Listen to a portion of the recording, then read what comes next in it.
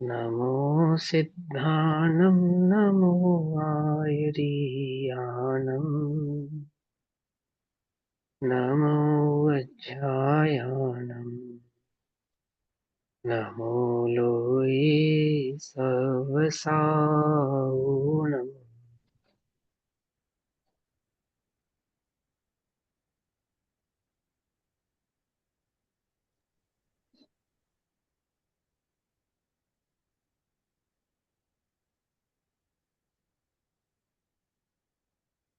मङ्गलं भगवान् वीरो मङ्गलं गौतमोऽगणी मङ्गलं कुन्दकुन्दार्द्यो जैनधर्मोऽस्तु मङ्गलम्। सर्वमङ्गलमाङ्गल्यं सर्वकल्याणकारकम् प्रधानां सर्वधर्माणां जैनं जयतु शासनम्।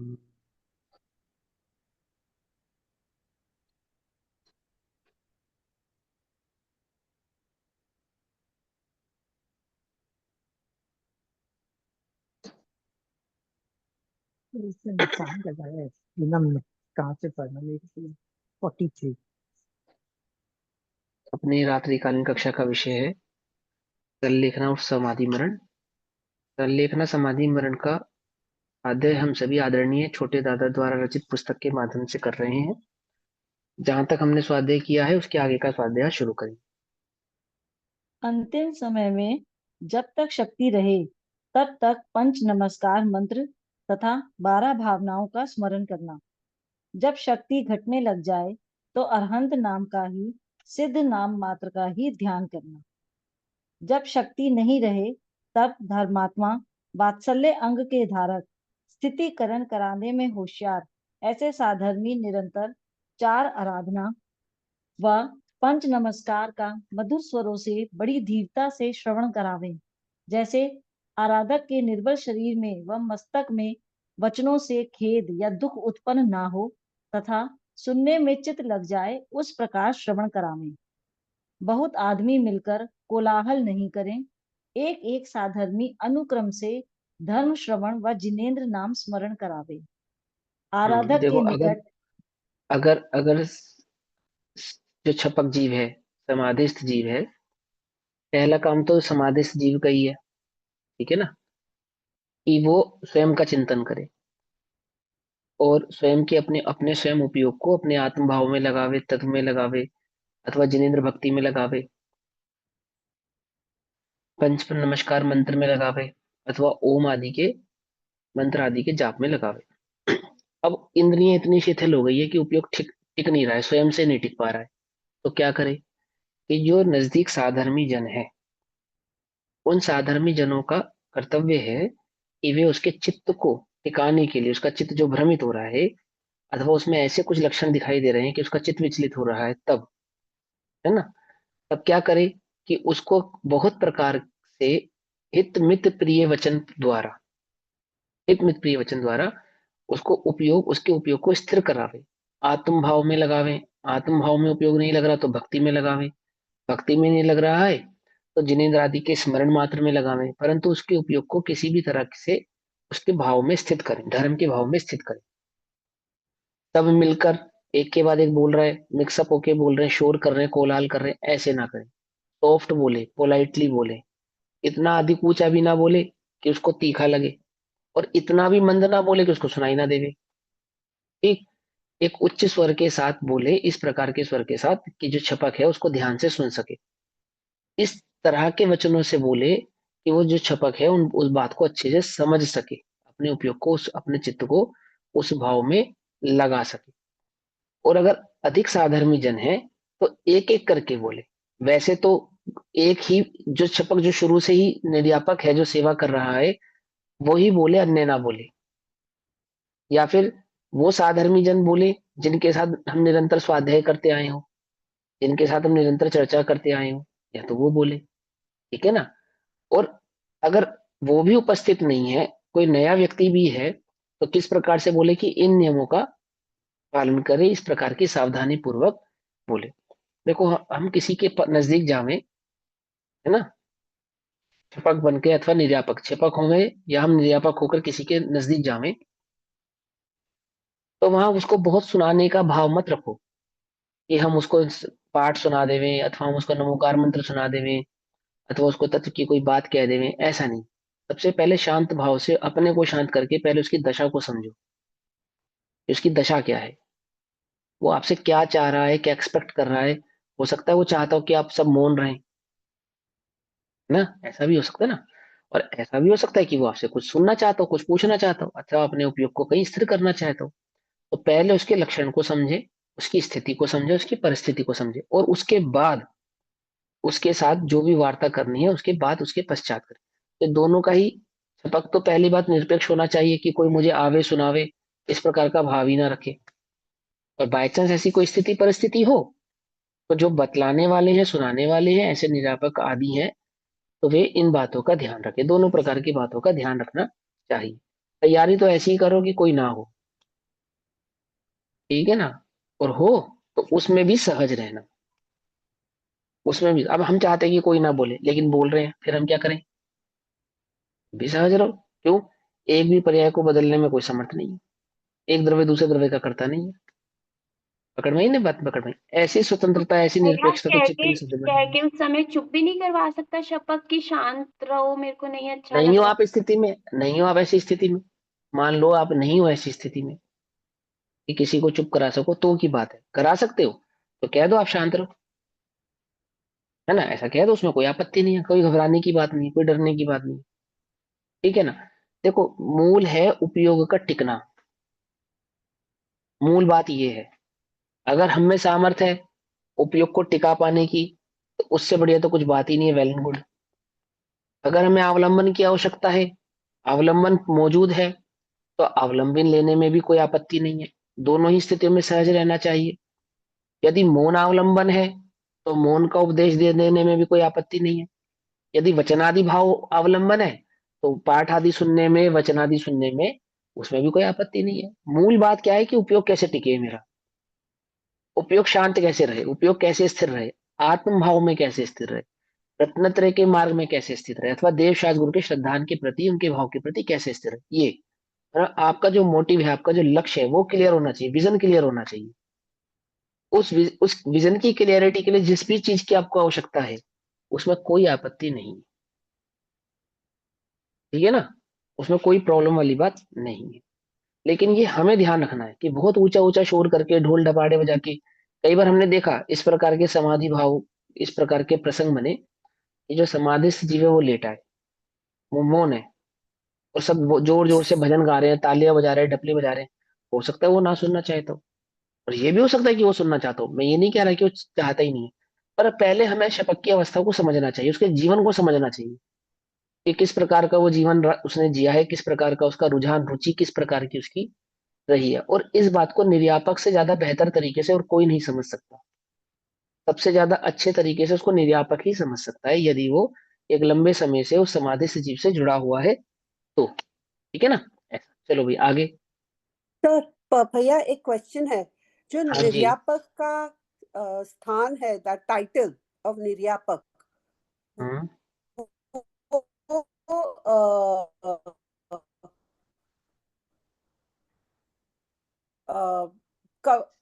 ऐसा होता है कोई भी किसी को निर्यापक बोलता है, मैं बोली मेरी समाधि हो रही है, आप निर्यापक बन जाओ, तो ऐसे आप जो समाधिस्थ जीव होता है, वो सिचुएशन कैसे निर्यापक को, दिखती है जो निर्यापक की? समाधिस्थ, क्योंकि अगर टाइटल है उसके, उसको रिस्पॉन्सिबिलिटीज भी होना चाहिए ना। जो समाधिस्थ जीव होते हैं ना, पहली बात तो समाधि की भावना किनको होती है, जिन्हें जिन्हें धर्म मुनि, की रुचि होती है, हाँ, जिन्हें धर्म की रुचि होती है। मुनि तो है ही, मुनि का तो पूरा जीवन ही समाधिस्थ है। या तो गृहस्थ की अपेक्षा से बात चल रही है। तो जिन गृहस्थ जीवों को समाधि की भावना होती है, वो ऐसे जीव होते हैं जिन्हें धर्म की रुचि है, शुरू से धर्म की रुचि रही है। तो जिसको धर्म की रुचि रही है, उसको अन्य धर्म की रुचि रखने वाले जीवों का ग्रुप, समूह भी प्राप्त हुआ होता है, सत्संग भी प्राप्त हुआ होता है। तो ऐसे सत्संग में किसी पर्टिकुलर जीव को चूज कर लेना कि हाँ भाई आप मेरे समाधि समय में मेरे नजदीक रहना अथवा मुझे स्थिर रखना, तो ऐसा निर्यापक को चूज किया जा सकता है शपथ द्वारा। उसमें कोई आपत्ति वाली बात नहीं है। मुनिराजों के लिए तो सभी मुनिराज एक दूसरे के लिए निर्यापक और एक दूसरे के लिए छपक है, माना अपने अपने लिए छपक और एक दूसरे ऑटोमेटिक। के लिए निर्यापक है, ऑटोमेटिक है, वो तो सहज ही है। अब वास्तव में तो समाधि जो धर्मी जीव होते हैं, साधर्मी जन होते हैं, वे अपने लिए छपक और एक दूसरे के लिए निर्यापक सहज ही होते हैं, सहज ही होते हैं, ठीक है ना। हमारे एक दूसरे के प्रति जो साधर्मी वात्सल्यपना है वो क्या है ना, परस्परो ग्रहो जीवानाम, परस्परो ग्रहो जीवानाम, एक दूसरे के उपकार पूर्वक ही जीवन जिया जाता है, जीव की प्रवृत्ति होती है। तो क्या उपकार करना, क्या उपकार करना, साधर्मी साधर्मी के प्रति क्या उपकार करे, तो साधर्मी साधर्मी के प्रति एक ही उपकार करे कि मेरा साधर्मी धर्म से च्युत ना हो पाए। हम्म। क्या समझे, एक ही उपकार है ये। अब उस उपकार को करने के लिए जो भी बने सो करो, है ना, जो भी योग्य कार्य, अयोग्य नहीं, जो भी योग्य कार्य हो सके तो करो।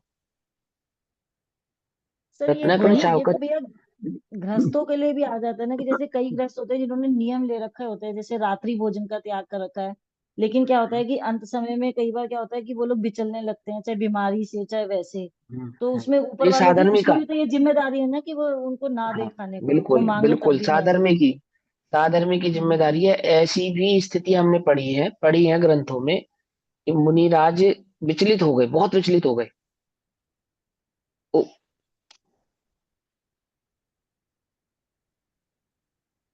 अभिनंदन ग्रंथ होते हैं, अभिनंदन ग्रंथ, जीवन उसमें जीवस जो समाधिस्थ जीव होते हैं, साधर्मी जन होते हैं या धार्मिक जीव रहते हैं, उनकी जीवनी लिखी गई होती है।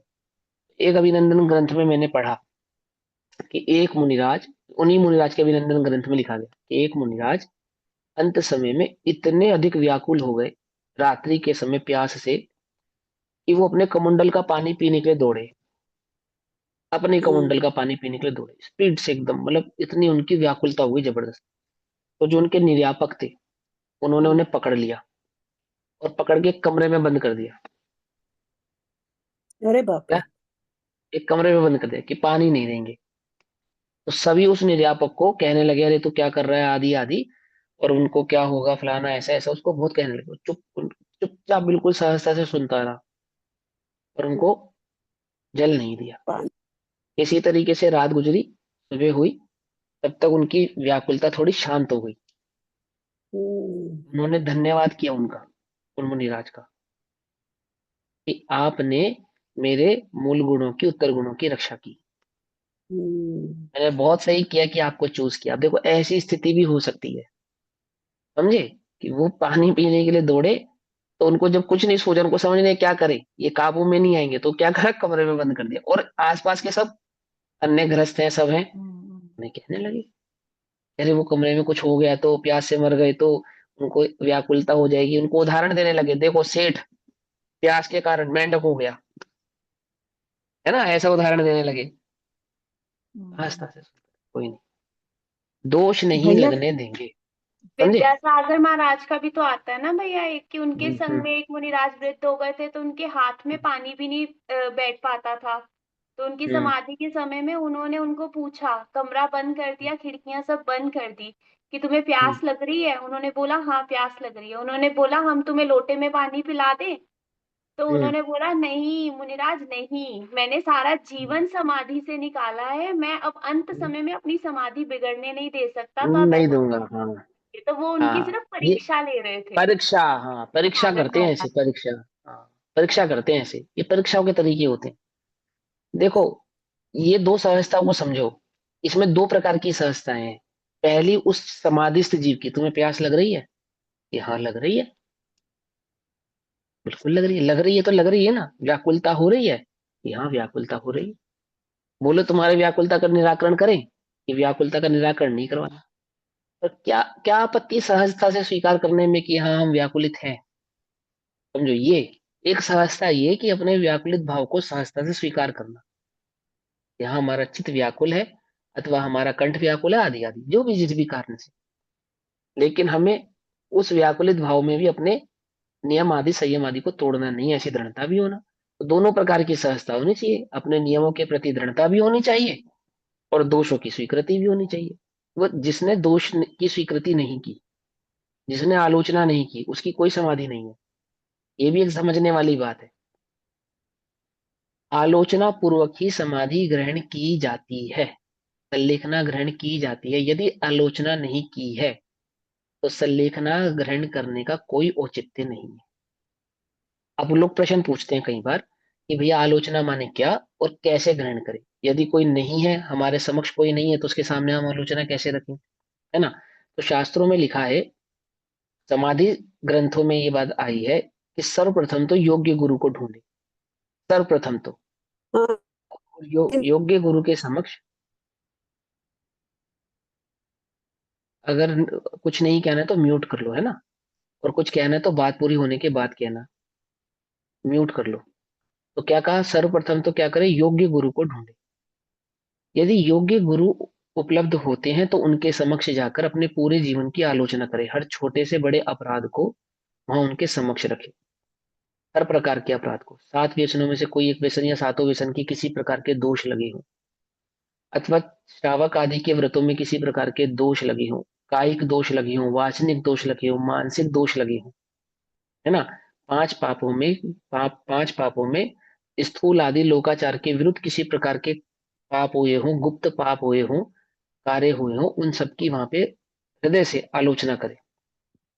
आलोचना करने के बाद उन श्री गुरु के समक्ष समाधि भाव को धारण करें। आलोचना पूर्वक धारण की गई समाधि ही वास्तविक समाधि है। यदि आलोचना पूर्वक समाधि ग्रहण की है, आलोचना के बिना समाधि ग्रहण की है, और ये विचार से कि भगवान तो सब जानते हैं, ये मायाचारी का परिणाम है। इसे मायाचारी का परिणाम कहा। और इस बिना आलोचना के समाधि ग्रहण होती नहीं, ये बात सभी ध्यान रखना। दूसरी बात, यदि योग्य गुरु उपलब्ध नहीं है तो साधर्मी जो व्रती श्रावक आदि होते हैं, है ना, उनके समक्ष करे और उनका लक्षण बताए, जो धीर हो, जो गंभीर हो, जिसमें जिनके समक्ष बात कहने में इस बात के प्रति आप निर्भय हो कि ये मेरे दोषों को उजागर नहीं करेंगे, समझे। और ऐसा निर्णय होने के बाद भी यदि वे उजागर कर दें तो भी निश्चल रहना। क्या कहा, पहला निर्णय तो क्या कहना कि जो ज्ञानी हो, धीर हो, गंभीर हो, आगम में नियम शास्त्र को भली प्रकार से समझते हो। नियम शास्त्र माने जो आलोचना आदि करने पर जो दोष आदि लगते हैं, उन दोष आदि के निवृत्ति के भाव को, ज्ञान को वे रखते हो, उनके पास ज्ञान हो इस प्रकार का, है ना। सबसे पहले तो श्री गुरु हो, दिगंबर मुनिराज ही हो। दिगंबर मुनिराज यदि उपलब्ध हो तो उससे बढ़िया तो कुछ है ही नहीं। यदि दिगंबर मुनिराज उपलब्ध नहीं हो पाते हैं या कोई दिगंबर मुनिराज का संसर्ग नहीं हो पाता है, तो ये गुण किसी साधर्मी में, किसी ऐसे व्रति श्रावक में ढूंढे। अल्लख है, क्षुल्लक है, अल्लख क्षुल्लक भी नहीं है तो कोई ब्रह्मचारी है, ब्रह्मचारी भी नहीं तो कोई साधर्मी है। और जब कोई साधर्मी भी प्राप्त नहीं हो तब तब जिनेंद्र प्रतिमा के समक्ष जाकर अति निंदा ग्राह्य पूर्वक बिल्कुल हृदय से, सच्चे मन से अपने पापों की आलोचना करके समाधि भाव को ग्रहण करें। पकड़ में ही बात नहीं पकड़नी। एक पहला पुरुषार्थ क्या है, श्री गुरु मिल जाए। और ऐसा नहीं नकली नकली, जैसे धन कमाने का पुरुषार्थ करता है। कैसा करता है, असली असली नकली नकली। ऐसे श्री गुरु को ढूंढने का पुरुषार्थ होता है असली असली, नकली नकली नहीं, समझे। ऐसा बिल्कुल। और जिस प्रकार श्री प्राप्त हो जाए तो श्री, साधर्मी प्राप्त हो जाए तो साधर्मी, है ना, व्रती आदि श्रावक प्राप्त हो जाए तो वे, तो उनके प्राप्त होने के पश्चात उनके समक्ष अपने आलोचना आदि भाव को रखे। और यदि वे नहीं प्राप्त हो रहे तब जिन प्रतिमा के समक्ष, समझ में बात? यदि वे नहीं हो रहे हैं तब जिन प्रतिमा के समक्ष उन आलोचना आदि भावों को करके आदि भाव को धारण करना चाहिए। ये एक उसकी नियमावली है। और छपक और चयन में समाज जीव के प्रति और निरापक के प्रति उन दोनों की किस प्रकार की भावनाएं होती हैं और किस प्रकार का उन्हें ध्यान रखना चाहिए, ये बात हमने रखी है। आगे पढ़ेंगे। हाँ, प्रश्न पूछ रहे थे, हेमल जी प्रश्न पूछ आराधक रहे के थे। निकट हेमल जी प्रश्न पूछ रहे थे ना, वो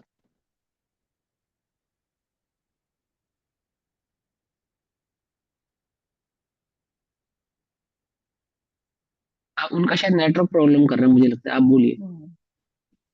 आराधक के निकट बहुत जनों का व सांसारिक ममत्व मोह की कथा वार्ता करने वालों का आगमन रोक देवे। पंच नमस्कार या चार शरण इत्यादि वीतराग कथा सिवाय नजदीक में अन्य कोई चर्चा नहीं करे। दो चार धर्म के धारक सिवाय अन्य का समागम नहीं रहे। उक्त कथन से यह बात अत्यंत स्पष्ट है कि जब तक संलेखनाधारी अध्ययन, चिंतन, मनन, पाठ आदि करने में स्वयं समर्थ है, सक्रिय है, तब तक कोई अन्य कुछ भी सुनाकर उसे डिस्टर्ब ना करे। जब वह कमजोरी के एक कारण एक मिनट रुको, मेरा शायद नेटवर्क प्रॉब्लम कर रहा है, 1 मिनट रुको आप।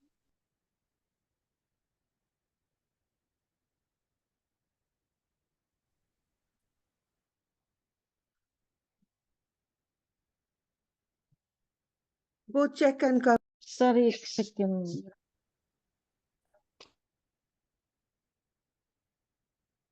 हम्म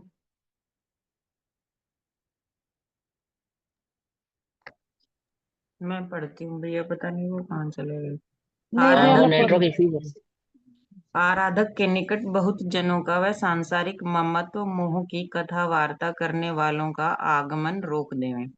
पंच रोक देना नमस्कार या चाहिए। चार शरण छपक जो जीव इत्यादि। है उसके समक्ष कैसी बात नहीं करनी चाहिए? मोह को बढ़ाने वाली बात नहीं करनी चाहिए, द्वेष को बढ़ाने वाली बात नहीं करनी चाहिए, विगत नहीं करनी चाहिए।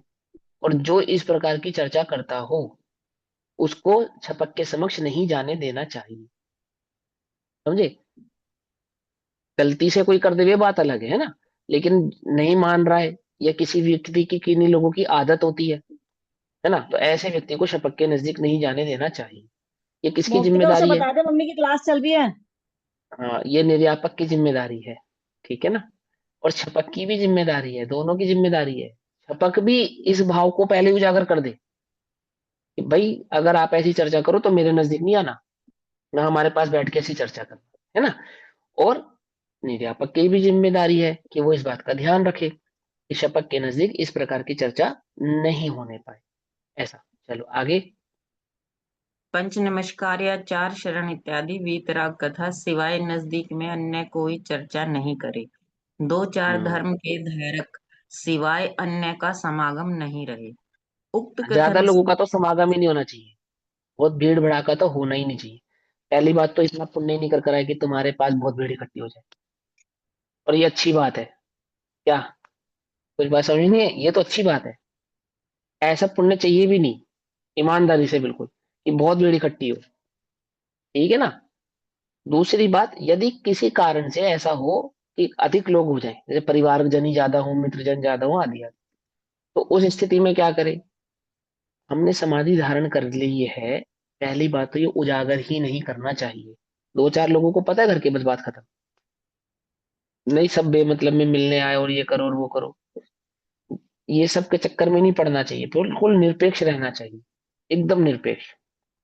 ठीक है ना? अब मान लो चलो ज्यादा हो भी रहा है, तो बहुत लोगों को इकट्ठा होना नहीं चाहिए, और बहुत लोग भी हैं तो एक बार में बहुत लोगों को नहीं होना चाहिए, थोड़ा थोड़ा मैंने गैप के साथ ही उस समाधि सजीव से के नजदीक जाना चाहिए। और ये जो इंस्ट्रक्शंस है, आपको जानना, उससे मिलना, आपका बहुत चिर परिचित है, प्रिय है, आदि आदि है, जैसे श्री गुरु है आपके, या कोई साधर्मी जन ही है ना, कोई विशेष आपके उसके साथ प्रेम है, रुचि है, तो क्या ना करे, विकथाओं वाली चर्चा ना करे, किसी भी प्रकार की विकथा चर्चा ना करे, है ना?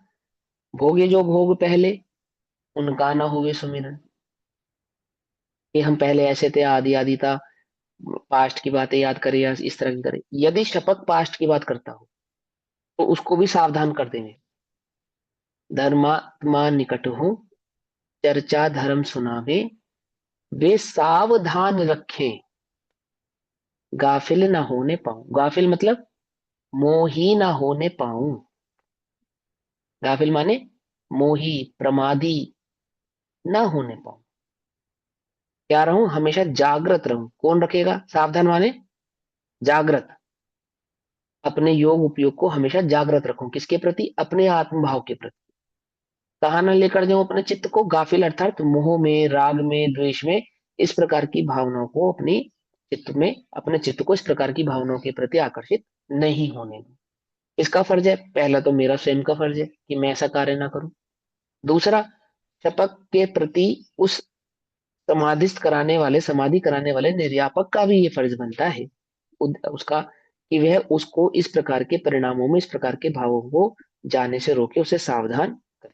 तो हमारा भी ये फर्ज बनता है कि हम स्वयं भी ना जाएं, और यदि हम किसी शपक के नजदीक गए हैं तो हम भी इस प्रकार का कार्य ना करें। और शपक स्वयं इस प्रकार के कार्य को करता हो तो हम उसे सावधान कर देंगे। तो सच्चा साधर्मीपना है। समझे? सच्चा मित्र कौन है? सच्चा मित्र वो नहीं है जो सिगरेट पिलावे। सच्चा मित्र वो है जो सिगरेट छुड़ावे। सच्चा मित्र वो नहीं है जो तुम्हारे साथ मिलके कुकर्म करे। सच्चा मित्र वो है जो तुम्हारे को कुकर्म से छुड़ा के और सुमार्ग में लगावे। ऐसे साधर्मी को जानना चाहिए। चलो आगे। उक्त कथन से यह बात अत्यंत भैया एक स्पष्ट बात है कि पूछूं? हाँ जी, बोलिए ना। आप जितना भी जो भी समझा रहे हैं ना, मेरे को ऐसे ही आता है कि जिस तरह से निर्यापक शपक के साथ इंटरेक्शन जो है ना, इट इज सिमिलर टू माँ अपने बच्चे के साथ बात करेगा। क्योंकि ऐसे ही तो बात करते हैं लोगों से और छोटे बच्चों से, और उनको भी ऐसे ही समझाते हैं, ऐसे लग रहा है मेरे को, मालूम नहीं हाँ, है। तो ठीक है। उसको, गुरु को शिष्य के प्रति पिता पुत्र की ही उपाधि प्राप्त है, माँ पुत्र की ही उपाधि प्राप्त है। बेसिकली ये सारे परिणाम वात्सल्य के हैं। ठीक है ना? वात्सल्य, और जगत में जो वात्सल्य भाव है वो माँ का ही फेमस है ना? माँ जैसा वात्सल्य तो कोई नहीं कर सकता जगत में। तो क्योंकि ये वात्सल्य के ही परिणाम है, और सच्चा वात्सल्य क्या होता है? वो निरपेक्ष होता है, अपेक्षा रहित होता है। और अपेक्षा रहित वात्सल्य लोक में माँ का फेमस है, इसलिए ये वात्सल्य के परिणाम माँ जैसे परिणामों से सिमिलर आपको लग रहे हैं। लेकिन माँ को पुत्र से अति राग होता है। ठीक। बराबर और है। शपक को करेक्ट। और निर्यापक को धर्म से अति राग होता है। निर्यापक को शपक से राग नहीं होता, ध्यान रखना। और शपक को निर्यापक से राग नहीं होता। यदि शपक निर्यापक से राग करेगा तो उसके व्रत नियम संयम उपवास पलवा नहीं पाएगा। लेकिन धर्म से राग करेगा। देखो, मैंने घटना बताई ना, वो मुनिराज को क्या करा? कमरे में बंद कर दिया है। इससे राग है ना? ये है शपक का, निर्यापक का शपक के गुणों के प्रति अनुरागित होना, धर्म के प्रति राग होना। शपक के प्रति राग नहीं है, क्योंकि शरीर शपक नहीं है, आत्मा शपक है। कुछ बात समझ में नहीं? तुम जगत में फ्रूट किसको देखते हो? फल किसको देखते हो? केला क्या है? छिलका, या छिलके के अंदर का माल क्या है ना? जगत में है कोई ऐसी चीज कि तुम छिलके को ही माल मान लो? ऐसा नहीं ना। छिलके के अंदर का जो माल है वही वास्तविक माल है, पैकेट के अंदर जो है। ऐसे ही इस पैकेट के अंदर जो है ना, वो वास्तविक शपक है।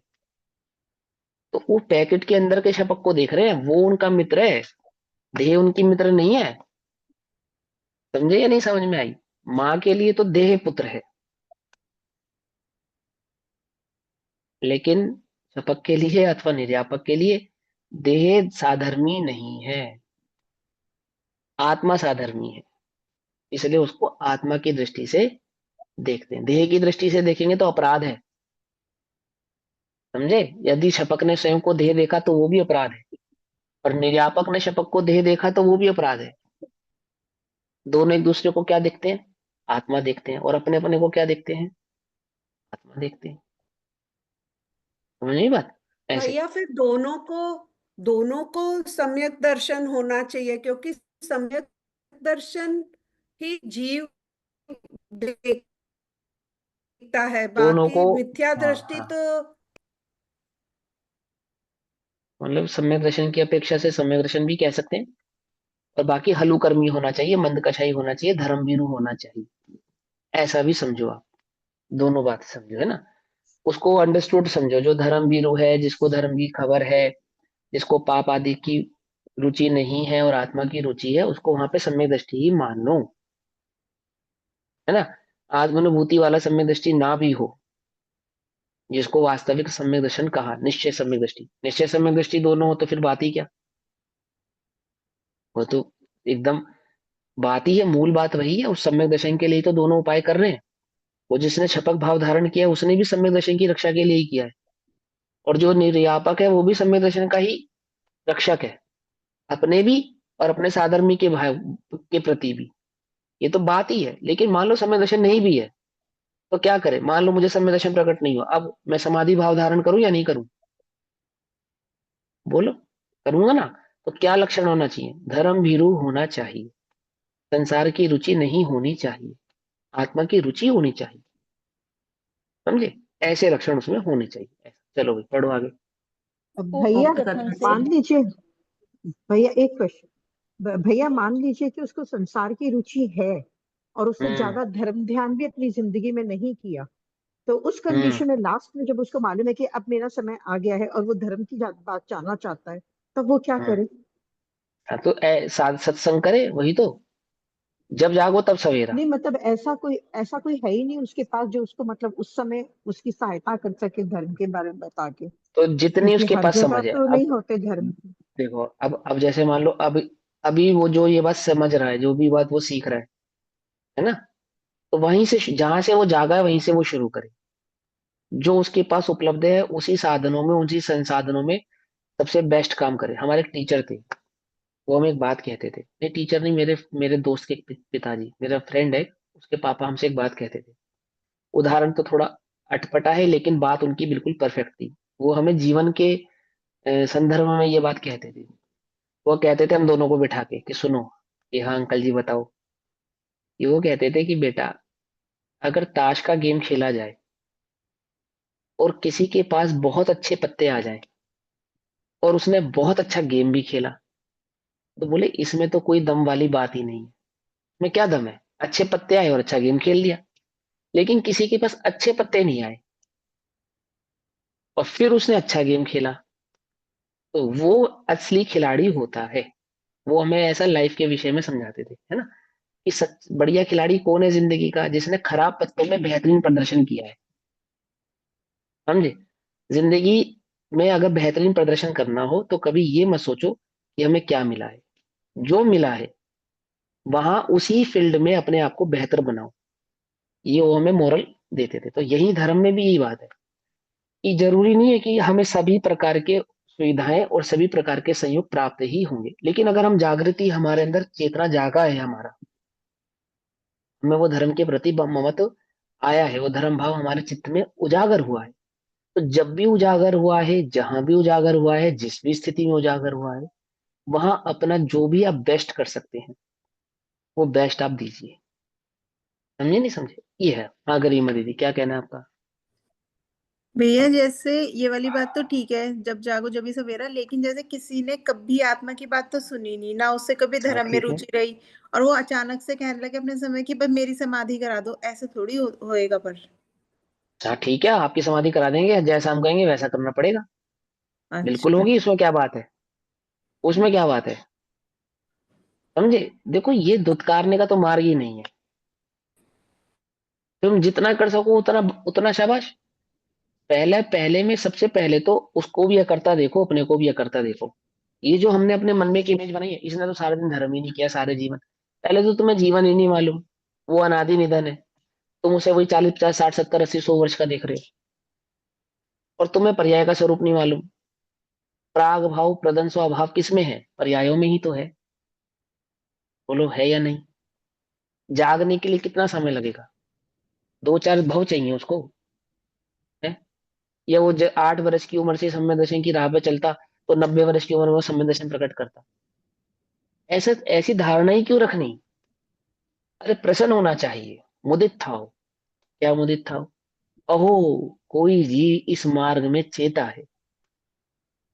ये विचार मत करो कि अब इसके पास समय नहीं है। अरे वही समय है जब उसने इस बात की भावना है ना धारण की, जिसने एक बार भी प्रसन्न चित्त से इस आत्मा की बात सुनी है, वो निश्चित ही क्या है? भवी है ना, हम्म, है ना? एक बार सुनिए, बस एक बार। वो एक बार उसका वो अंत समय क्यों नहीं हो सकता? हम्म। वो एक बार उसका वो अंत समय क्यों नहीं हो सकता? वो एक बार बनाओ ना उसके जीवन में उसको। ऐसा क्यों देखना? तो ऐसी तो भावना रखनी ही नहीं चाहिए कि उसने पूरे जीवन कुछ नहीं किया। अब क्या करेगा? सौ सौ चूहे खा के बिल्ली हज को चले। हज का चोली तो नहीं जा सकती हज को 100 चूहे खाने के बाद? है, जा सकती है। समझे नहीं समझे? बिल्कुल जा सकती है। जिन्हें पर्याय के स्वरूप की खबर है ना, उनकी बिल्ली जा सकती है।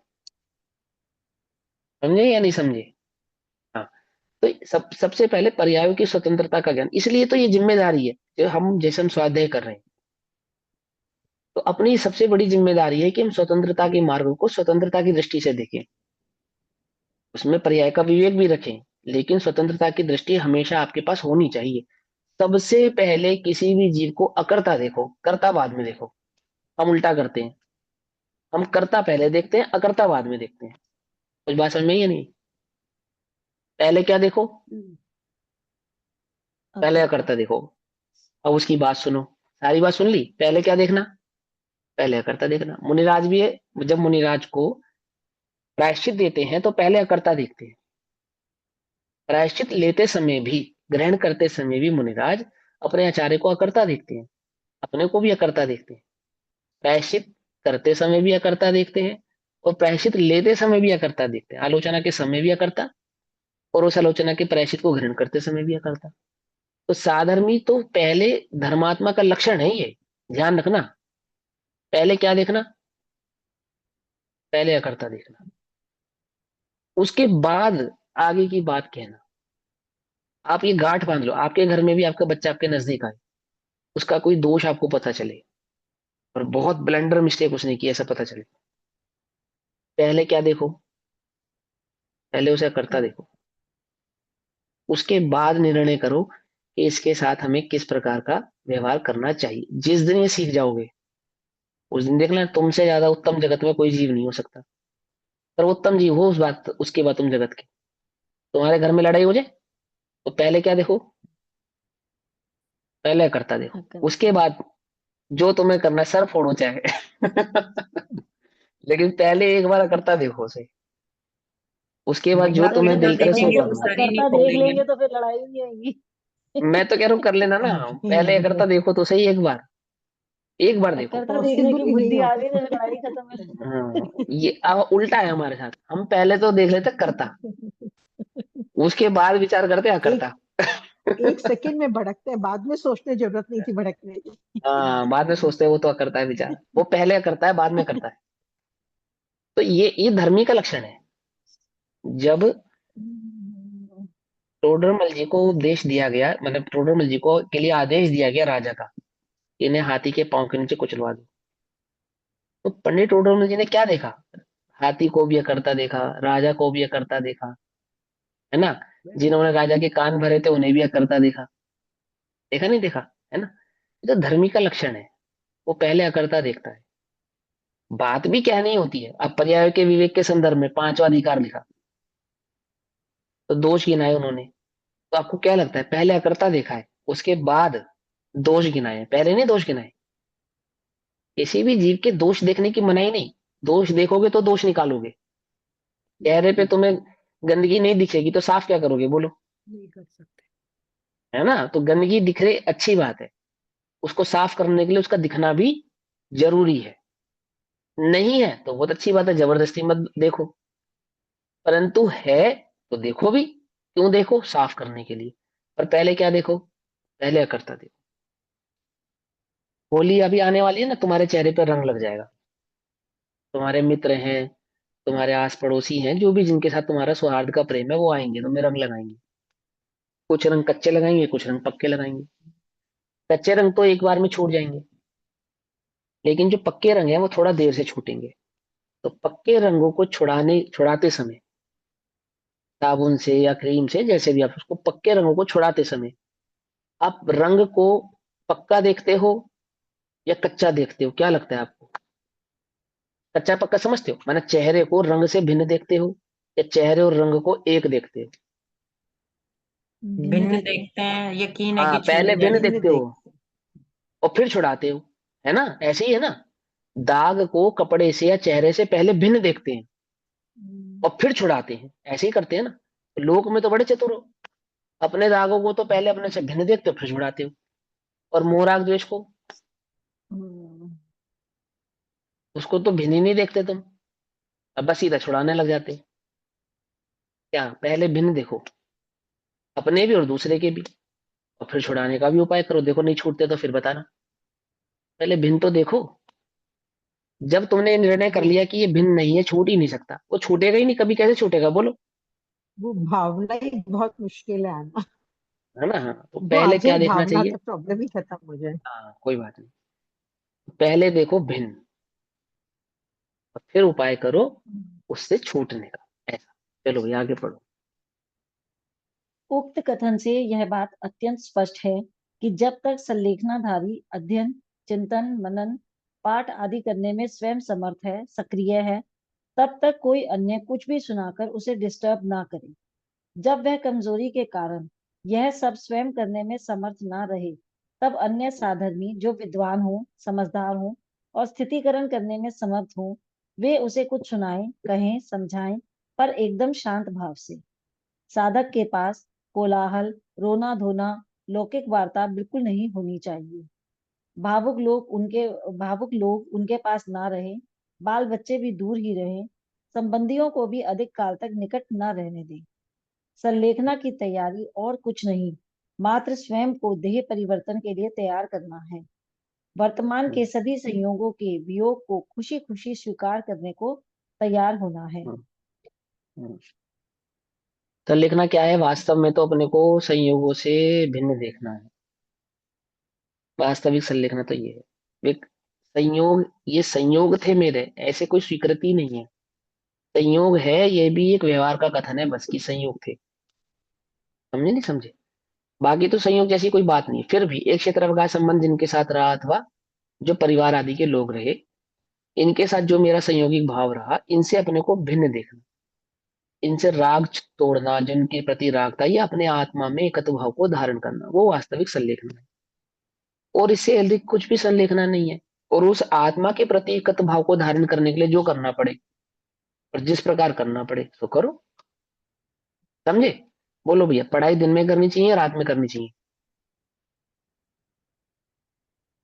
सब चित लगे। जब मन करे। हाँ, जब तुम्हारा जब चित्त लगे। जब सुकून से कुछ कर बच्चे सके। ऐसे, हाँ, जब कुछ बच्चे दो दिन में अच्छा पढ़ते हैं, कुछ रात में अच्छा पढ़ते हैं। अब तुम आदर्श बनाओ, अगर आइडल बना के चलो कि क्योंकि वो 4 बजे उठ के पढ़ता है सो मैं भी 4 बजे उठ के पढ़ूंगा, कभी नहीं पढ़ पाओगे। हम तो नहीं पढ़ पाए 4 बजे उठ के। सीधी बात, हम 4 बजे उठ के और कुछ काम कर लेंगे, पढ़ाई नहीं कर पाएंगे। ठीक है ना। अब ये भी आदर्श की बात नहीं है, ये भी कोई आइडल आइडल नहीं, आइडलिक नहीं है। अपने को पहचानना पड़ेगा, अपने को समझना पड़ेगा कि मेरी रुचि किस प्रकार से काम करती है। यदि मैं दिन में अच्छे पढ़ाई कर सकता हूँ तो मैं दिन में अच्छी पढ़ाई करूंगा। कुछ बच्चे रात में बहुत अच्छे पढ़ाई कर सकते हैं, वो रात में अच्छी पढ़ाई करते हैं। कुछ सुबह सुबह पढ़ सकते हैं, वो सुबह सुबह पढ़ते हैं। माने आपकी बुद्धि किस समय किस प्रकार से कार्य कर रही है, उसके अनुसार आप अपने टाइम टेबल को मैनेज करते हैं। सीधी सी बात है। ये तरीका भी है, और ये तरीका होना भी चाहिए। किसी को 3 समय भूख लगती है, किसी को 2 समय लगती है, किसी को 1 समय लगती है ना। सबके वात पित्त कफ अलग अलग है, शरीर की संरचनाएं अलग अलग हैं, और सबके उस शरीर की जो डिमांड्स हैं वो भी अलग अलग है। उन सबको समझ के अपने कार्य को करता है नहीं करता है। इसी प्रकार से संलेखना है। अपने अपनी बुद्धि को समझे, अपने ज्ञान को समझे, अपनी योग्यता को समझे, और अपने संयोगों को समझे, और एक लक्ष्य पकड़ ले। क्या लक्ष्य है, कि सबसे भिन्न एक गैर चैतन्य भाव हूं, वहां अपने को स्थिर करना है। किस प्रकार से कर सकता हूँ। यदि 5 इंद्रिय के विषय का है को त्याग के कर सकता हूँ तो त्याग के करे। यदि उपदेश सुन के मन ज्यादा लगता है तो उपदेश सुने। यदि मौन पूर्वक उपयोग ज्यादा लगता है तो मौन रहे। चिंतन से ज्यादा उपयोग लगता है तो चिंतन करे। स्वयं पढ़ने से उपयोग ज्यादा लगता है तो स्वयं पढ़े। ऐसा कोई नियम नहीं है कि पढ़ने से ही उपयोग लगेगा, सुनने से ही लगेगा। किसी का भजन में उपयोग लगता है वो भजन सुने, किसी का तत्व चर्चा में उपयोग लगता है तो तत्व चर्चा करे। समझ में ही बात नहीं, समझ में ही? आपका उपयोग स्थिर कैसे हो रहा है, उद्देश्य समझ लो। आप क्या करना है, आपको आपको अपने उपयोग को अपने स्वभाव में स्थिर करना है। कैसे करें, तुम्हें जैसा लगता हो वैसे करो। एक ही काम, क्या काम, उपयोग को स्वभाव में स्थिर करना। पर भाव से अपने उपयोग को तुड़ाना, छुड़ाना, और स्वभाव में स्थिर करना।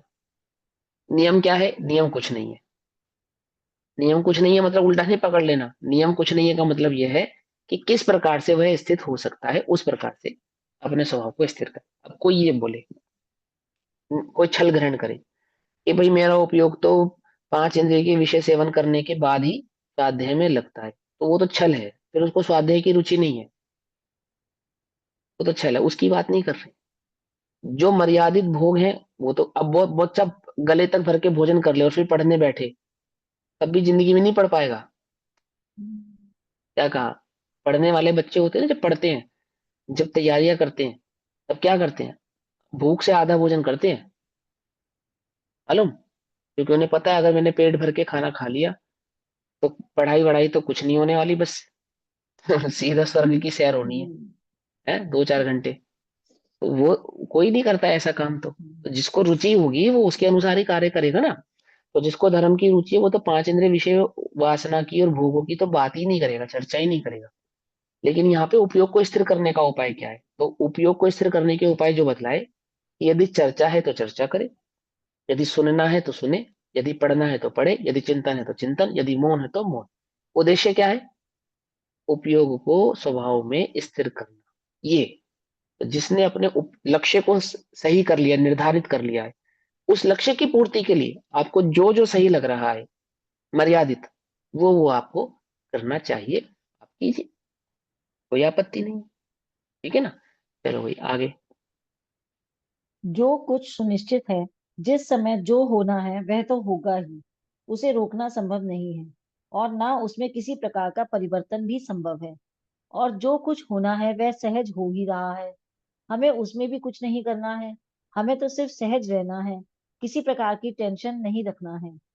सहज परिवर्तन रूप वस्तु स्वरूप को सहज रूप से स्वीकारना है, सहज ज्ञाता दृष्टा भाव बनाए रखना है। देह परिवर्तन जिसे हम मरण कहते हैं, उसमें कोई दुख नहीं है। मृत्यु के समय किसी किसी को जो पीड़ा होती देखी जाती है, वह तो किसी बीमारी का परिणाम है। यदि कोई बीमारी नहीं हो तो सहज जमाई लेते प्राण निकल सकते हैं। ठीक आने के काल में देह परिवर्तन हो सकता है। जो दुख की चर्चा होती है वह तो उपसर्ग की है, दुर्भिक्ष की है, बीमारी की है, बुढ़ापे की है, वह मरण की नहीं। वह तो आपको मरण के भोगनी ही समय, होगी। मरण के कारण कोई दुख होता हो, ऐसा देह में कोई दुख नहीं होता है, एकदम पक्की बात। और बीमारी का भी जो दुख है मैं बताऊं आपको, मेरे अनुभूति के हिसाब से तो 1% ही होता है।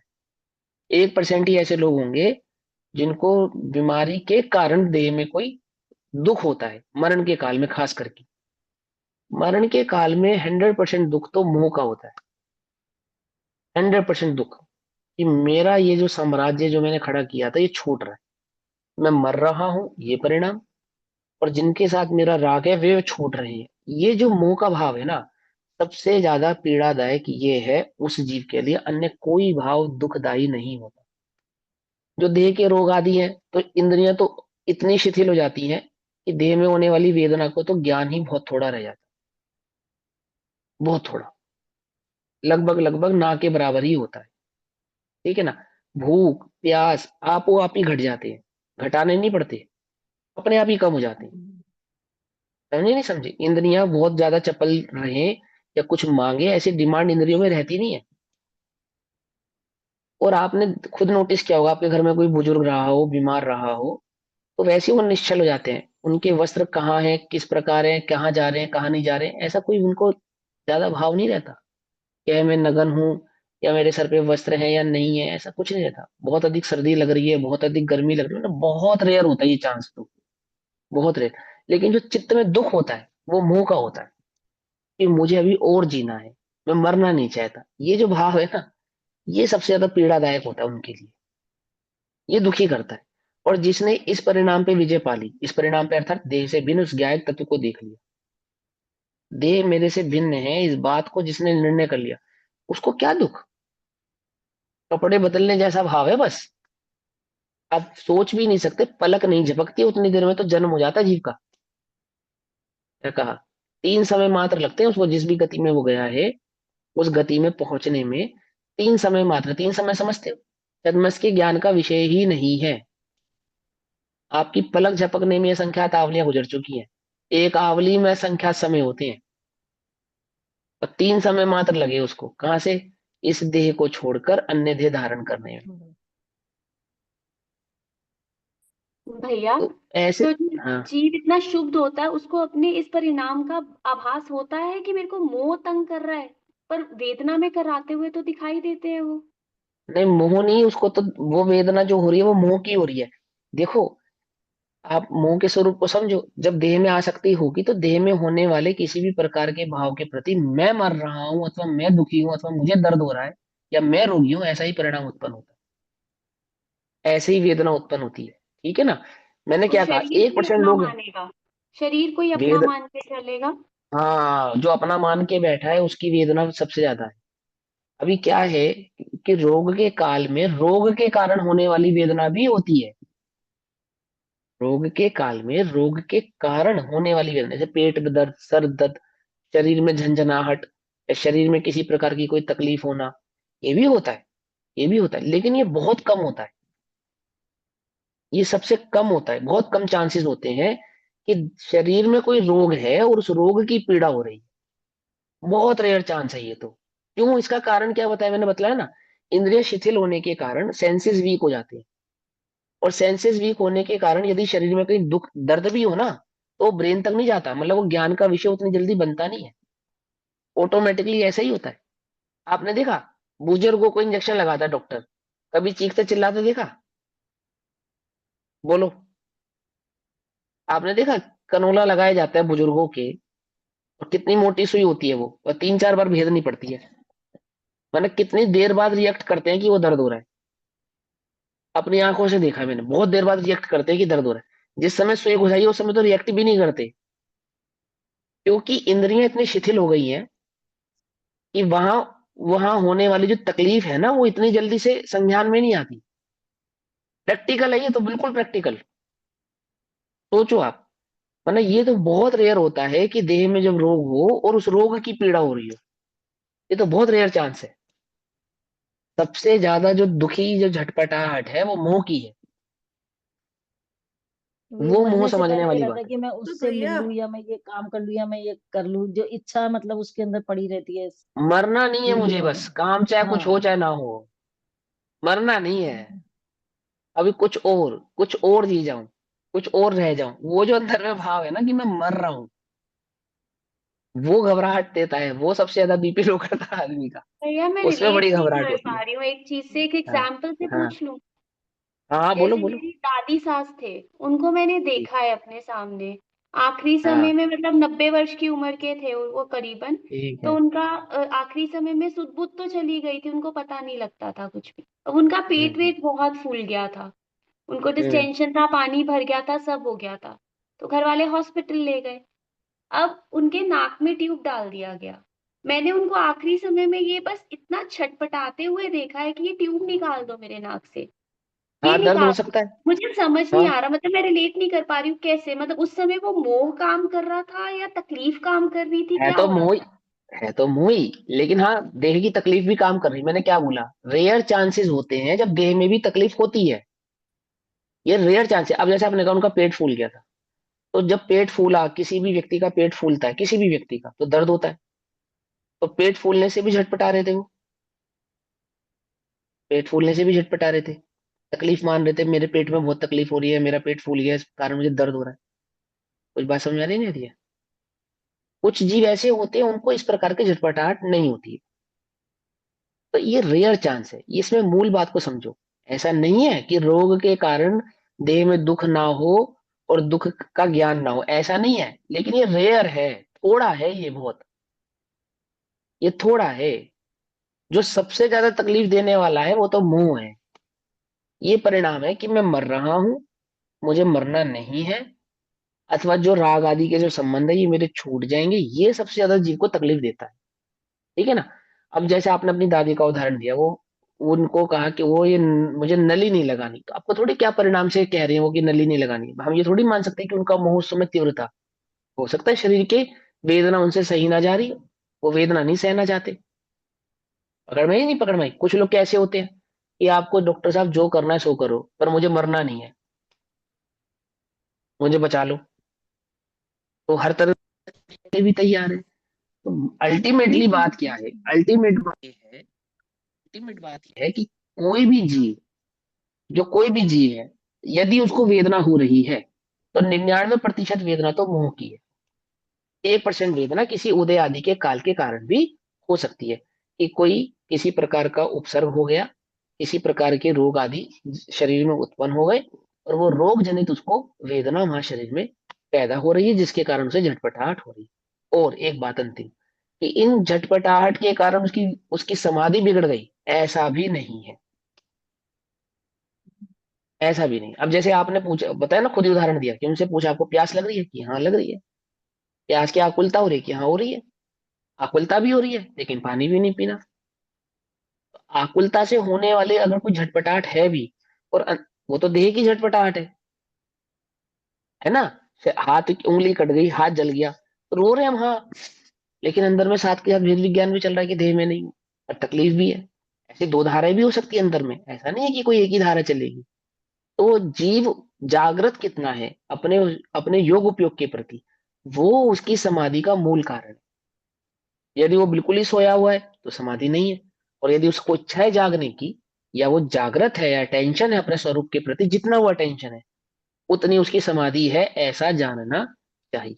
आई बस में ऐसा। हाँ, आप बोलो हिमल जी, अंतिम क्वेश्चन पूछो। भैया मैं एक समय एक हुआ। एग्जांपल में पूछूं एक चीज और। हाँ जैसे ना, बोलो बोलो, जैसे एक अभी एक करके। इन्होंने बोला, तो जैसी ना मेरी दादी थी, तो जैसे उन्होंने हम्म।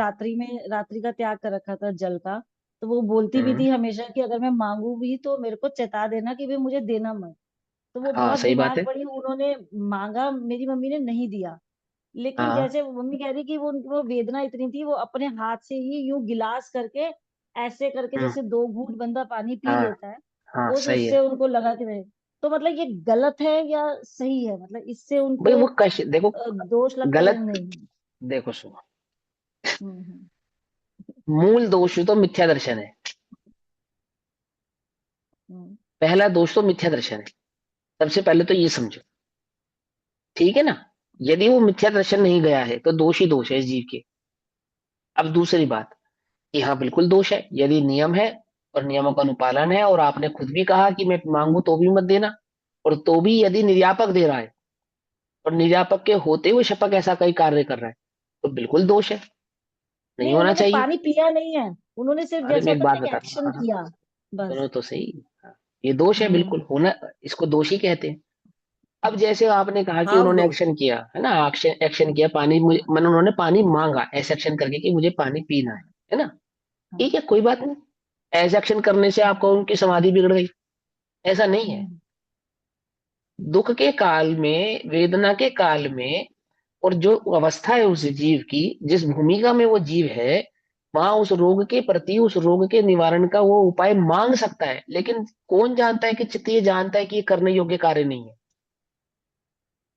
ये नहीं करना मुझे, समझे। ये जो भीतर की जागृति है ना, ये उसकी वास्तविक समाधि है। ये निर्णय कभी मत करो क्योंकि उसने पानी मांगा इसलिए उसकी समाधि बिगड़ गई, क्यों, बिल्कुल नहीं बिगड़ी। ऐसा मांगने से समाधि बिगड़ जाए किसी जीव की, ऐसा नहीं होता है। आप उसका गुणस्थान देखो, उसकी अवस्था देखो, है ना।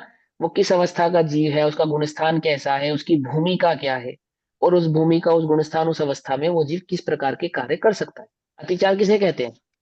पढ़ो व्रतों के अतिचार, हम्म। समझो अतिचार किन्हें कहना। इच्छा करना अतिचार है, बस। इच्छा करना अतिचार है। इच्छा से घबराना नहीं, वो कर्म के उदय से भी होती है।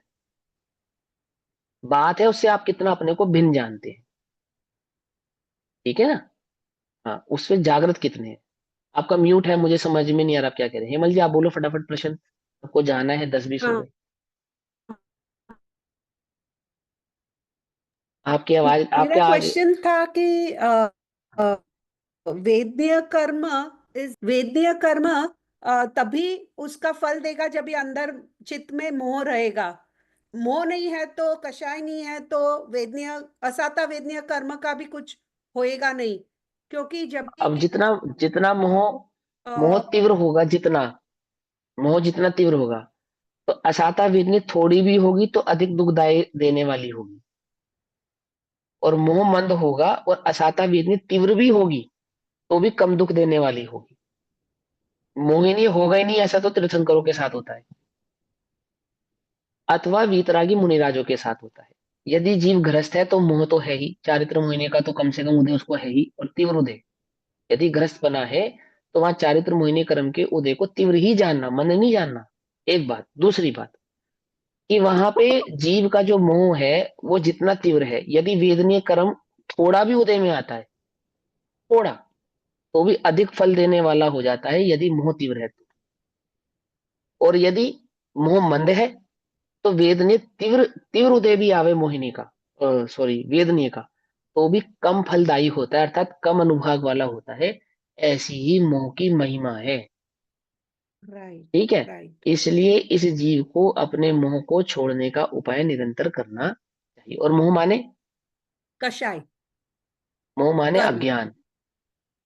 ओके, हियर इट इज अज्ञान। अज्ञान, अज्ञान, सही और गलत का जो ज्ञान अंदर में वस्तु स्वरूप का ज्ञान है, उसके प्रति जागृति होना। मैं कौन हूं, इस भाव का जागरण सदैव बनाए रखना। मैं क्या नहीं हूं, ऐसा भेद विज्ञान निरंतर इस चित्त में चेताए रखना। वो और ही और कुछ मोह को दूर करने का और कोई उपाय नहीं है। ठीक है ना। अभी गाय बनेंगे ना तो घास से लगाव हो जाएगा, नहीं मोह हो जाएगा। अभी तुम्हें घास से मोह है? घास, घास नहीं, किसी को नहीं खानी, पक्का। तो तुम्हें घास से मोह है या नहीं है? पता नहीं। है। है। वस्तु, वस्तु की इच्छा नहीं हो रही है, इसको मोह नहीं कहते। जो हम्म। एकत्व पर में है वो मोह है, उसको पहचान। वो तो गति अनुसार मति हो जाती है। जिस गति में जाओगे उसके हिसाब से इच्छा आप करने लगोगे। इच्छा का जो मूल कारण है वो वस्तु स्वरूप का खबर, वस्तु स्वरूप की खबर नहीं होना है। तो जो आपको पुरुषार्थ करना है, अर्थात जो आपको काम करना है, वो वस्तु स्वरूप को समझने में करना है। वस्तु स्वरूप सही समझ में आएगा तो वो आपको आप घटेगा। आई बात समझ में? ऐसा जानना। अभी समय हुआ, बाकी चर्चा कल करेंगे। तब तक के लिए सभी को जय जिनेन्द्र। ओम नमः सिद्धेभ्यः। निज निधि निज में बताई यह अनंत उपकार है, उसके लिए जिनवाणी माँ को वंदना शतबार। नमो ओरियंतम, नमो ओरियंतम।